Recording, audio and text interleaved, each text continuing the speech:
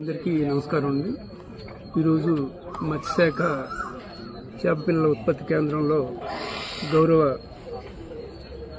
శ్రీకాకుళం శాసనసభ్యులు గారు వచ్చి మాకు ఈ కొన్ని విషయాల మీద మత్స్యకారులకి సంబంధించినటువంటి అనేక విషయాల మీద చర్చించడం జరిగింది. మాకు ఒక దిశానిర్దేశం చేసి ఈ రెండు మండలాల్లో శ్రీకాకుళం గార మండలాల్లో ఉన్నటువంటి మత్స్యకారులకు సంబంధించినటువంటి అన్ని సమస్యల్ని పరిష్కరించడం కొరకు, ముఖ్యంగా జట్టీలు నిర్మాణం కొరకు డిపిఆర్లు తయారు చేయించడానికి కావలసినటువంటి ప్రతిపాదనలు పంపమన్నారు. అలాగే ఏదైతే కోస్టల్ ఆక్వాకల్చర్ వలన నష్టం ఏర్పడుతుందో ఆ నష్టం ఏర్పడే దగ్గర ఎవరైతే చేస్తున్నారో అటువంటి ఫామ్స్ని ఐడెంటిఫై చేసి వాటిని మూత వేయించి దానికి అవసరమైనటువంటి నోటీసులు ఇచ్చి తగు చర్యలు తీసుకోవాల్సిందని చెప్పి తెలియజేశారు. వాటిని కూడా వెంటనే చేస్తామని, అలాగే ఈరోజు ఏవైతే విషయాలని చర్చలోకి వచ్చినాయో ఆ విషయాలన్నీ కూడా మా శాఖకు సంబంధించి మేము వెంటనే తగు చర్యలు తీసుకుని వారికి ఒక నివేదిక కూడా సమర్పిస్తామని ఈ సందర్భంగా తెలియజేసుకుంటూ ధన్యవాదాలు తెలియజేస్తున్నాను. అందరికీ నమస్కారం అండి. మనకి ఇరిగేషన్ సంబంధించి మేము నదీ ప్రవాహాలని ప్రాపర్గా జరిగేటట్టు చేయాలి. సో పెద్ద గనగాలపేట వనపేటలోనూ తర్వాత కళింగపట్నంలోనూ రెండు నదులు సంగమం జరుగుతుంది. ఈ రెండు నదులు పరివాహక ప్రాంతంలోనూ కూడా వరద గట్టులు కొట్టుకుపోయి చాలా మటుకు ల్యాండ్ సముద్రంలో కలిసిపోవడం జరిగింది. ఇది ప్రొటెక్ట్ చేయడానికి మేము సరైన ప్రొటెక్షన్ వర్క్స్ చేయడానికి దానికి సర్వే చేసి డిపిఆర్లు తయారు చేసి తర్వాత ఎమ్మెల్యే గారు మినిస్టర్ గారి తాలూకా సహకారంతో దాన్ని అంచనాలు తయారు చేసి ప్రభుత్వానికి నివేదించాలని మేము నిర్ణయించడం జరిగింది.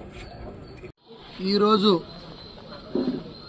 మత్స్యశాఖ నుండి అలాగే రెగ్యులర్ ఇరిగేషన్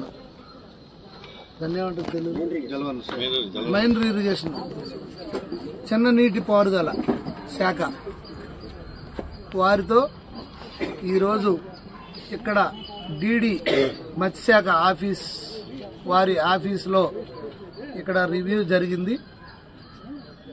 ఈరోజు తీర ప్రాంతం ఇంత భారీ ఉన్నప్పుడు కూడా మత్స్యకారులు వలస వేరే రాష్ట్రాలకు వెళ్లడం, అక్కడ యాక్సిడెంట్స్ అవ్వడం, వాళ్ళు కనీసం డెడ్ బాడీలు కూడా రాని పరిస్థితి, వాళ్ళు అగమ్య గోచర పరిస్థితిలో ఉన్నారు. దీంట్లో భాగంగా గతంలో ఇప్పుడు ముఖ్యమంత్రి గారి ఎలక్షన్ క్యాంపెయిన్లో వచ్చినప్పుడు వారి కోరినప్పుడు వారు మినీ జట్టి కడతామని మాట ఇవ్వడం కూడా జరిగింది. దీంట్లో భాగంగా మినీ జట్టీల కోసం మనం ప్రపోజల్స్ చేయడానికి కోసం డిస్కషన్ జరిగింది. అలాగే జాతీయ విపత్తు కింద ఏదైతే పీజీపేట గాని అలాగే కేమచ్చలేశం కోతకు గురయ్యి అక్కడ కళింగపట్నం బీచ్ మొత్తం కొట్టుకుపోవడం జరిగింది. గతంలో అక్కడ బీచ్ ఫెస్టివల్ కూడా నిర్వహించిన సందర్భాలు అది. అలాగే మొగదలపాడుతో పాటు ఇక్కడ పెద్దగనగలవనిపేటలో కూడా పెద్ద ఎత్తున మంచి బీచ్ ఉండేది. ఆ బీచ్ కూడా కొట్టుకొని పోయింది. ఎందుకంటే ఒక పక్క నాగావళి నది, ఇంకొక పక్క వంశధార నది ఈ నియోజకవర్గంలో రెండు వైపులు కూడా సముద్రంలో కలిసే చోట్లు ఉన్నాయి కనుక ఇటువంటి పరిణామాలు చోటు చేసుకుంటున్న సందర్భంలో ఎస్సీ గారు, డిఈ గారు అలాగే కన్సర్న్ ఇంజనీర్స్ ఆధ్వర్యంలో కూడా డిస్కషన్ జరిగింది. దానికి కూడా డిపిఆర్ ప్రిపేర్ చేసి కన్సర్న్ డిపార్ట్మెంట్ కి సెక్రటరీస్ కి రాష్ట్ర స్థాయిలో మనం లెటర్ రాయడానికి డిపిఆర్స్ ప్రిపేర్ చేసి ఎంత కాస్ట్ అవుతుందో కూడా మనం ఒక కొలిక్కి వద్దామని కూడా నేను ఒక డెసిషన్ జరిగింది. దీంతో పాటుగా మత్స్యకారులకి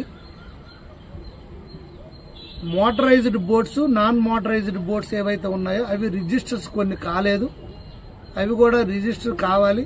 వాళ్ళందరికి కూడా రేపు మత్స్యకార భరోసా కూడా వచ్చే విధంగా చూడమని కూడా డెసిషన్ తీసుకోవడం మాట్లాడడం జరిగింది.